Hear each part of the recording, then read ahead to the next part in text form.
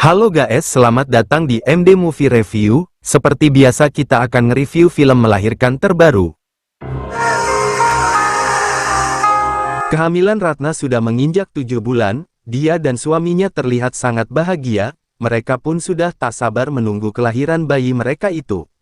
Suami pun mengajak Ratna sarapan di bawah bersama kedua orang tuanya. Setelah Ratna duduk, Sumi pun pamitan, karena dia ada meeting di kantor jadi dia mau buru-buru pergi. Ratna pun membalikkan piring dan mau mengambil sarapan, tapi tiba-tiba saja ibunya yang bersikap baik dan ramah, seketika berubah 180 derajat, dia melarang Ratna sarapan di tempat itu, bahkan dia bilang Ratna itu lebih pantas kalau sarapannya di dapur saja. Bukan hanya itu, ibu mertua itu pun meminta agar setelah sarapan nanti Ratna harus langsung mencuci baju, mencuci piring dan mengganti spray di dalam kamar tidurnya. Melihat perubahan sikap ibu mertuanya, Ratna hanya bisa bengong. Melihat Ratna malah bengong, ibu mertua itu pun memarahinya, begitu juga dengan ayah mertuanya. Ratna pun bangun dan pergi dari ke dapur. Ibu mertuanya itu pun melanjutkan perbincangan mereka. Dia berencana hajat kepada bayinya Ratna, karena dia tidak mau sampai bayinya Ratna lahir dengan selamatan, karena kalau sampai Andre memiliki bayi dengan Ratna mereka tidak akan bisa dipisahkan lagi. Ratna pun melakukan apa yang ibu mertuanya katakan, dia terlihat mencuci pakaian. Ketika sedang asik mencuci, mertuanya pun datang menghampirinya, dia meminta Ratna agar mencuci semua pakaian yang kotor di rumah itu, setelah itu dia harus langsung menyapu dan juga mengepel. Ratna hanya bisa mengangguk pasrah.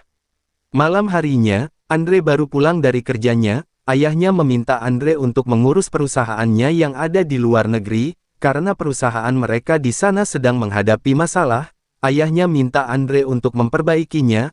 Andre pun langsung setuju dengan usulan ayahnya itu, tapi setelah ayahnya bilang harus tinggal di sana selama 4 bulan dia pun langsung menolaknya, karena tidak mungkin dia meninggalkan Ratna yang sudah hamil besar, tapi ayahnya pun meyakinkan kalau Ratna akan baik-baik saja karena ada mereka yang akan mengurus segala keperluan Ratna selama Andre menjalankan tugasnya di sana.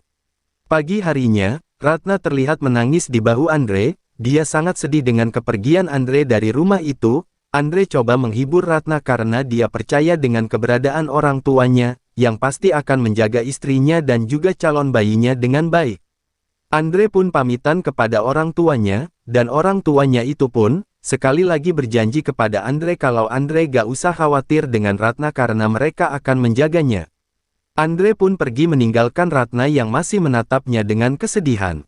Belum juga hilang pandangan Andre di matanya, ibu mertuanya langsung menghampiri Ratna. Dia pun menyuruh Ratna untuk segera masuk ke dalam rumah dan memasak di dapur, dan dia pun mengatakan kalau sekarang Andre sudah tidak ada di rumah itu lagi, jadi Ratna harus mau bekerja di rumah itu, karena tinggal di rumah itu tidak gratis. Ratna terlihat menangis namun ibu mertuanya itu pun langsung mendorongnya untuk masuk ke dalam rumah.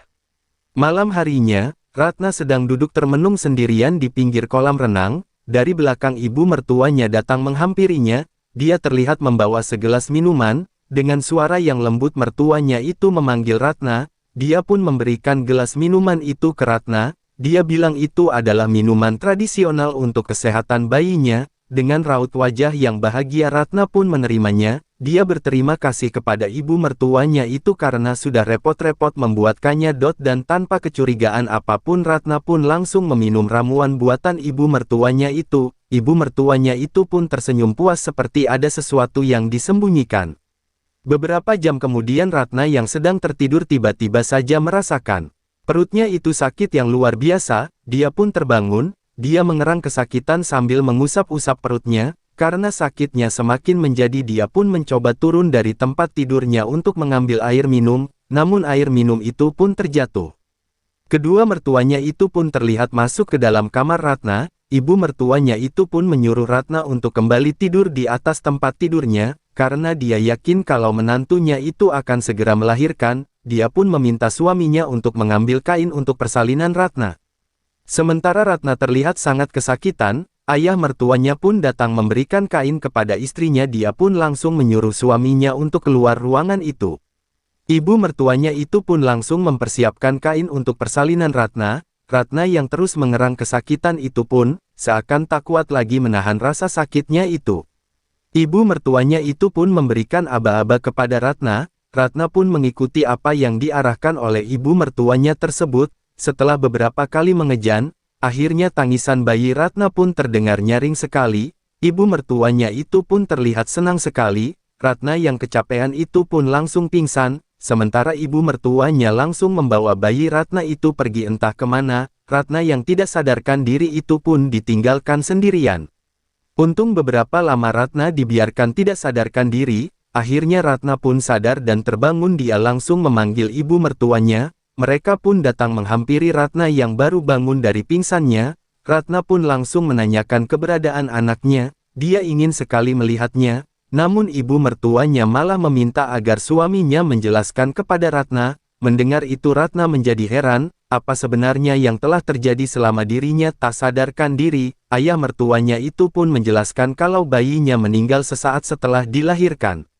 Mendengar itu Ratna pun tidak percaya begitu saja, ibu mertuanya pun berusaha menguatkan Ratna agar bisa mengikhlaskan kepergiannya, namun sedikit pun Ratna tidak percaya dengan omongan mereka. Ratna pun histeris dan terus menangis.